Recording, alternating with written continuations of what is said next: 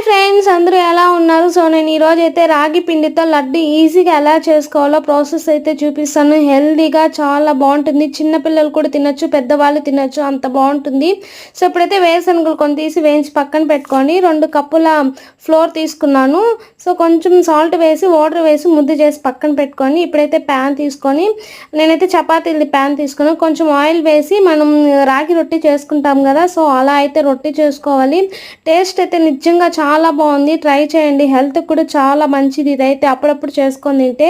So ఇదైతే కొంచెం కాలిన తర్వాత టర్న్ చేసుకొని, సో నాకైతే 3 వచ్చాయి. ఇదైతే కొంచెం వేడి తగ్గాలి. వేడి తగ్గిందంతా చిన్న చిన్న ముక్కలుగా చేసుకొని మిక్సీకి వేయాలి కాబట్టి చిన్న చిన్న పీసెస్ చేసి మిక్సీ వేసుకుంటే పొడి అయితే ఇలా వచ్చింది.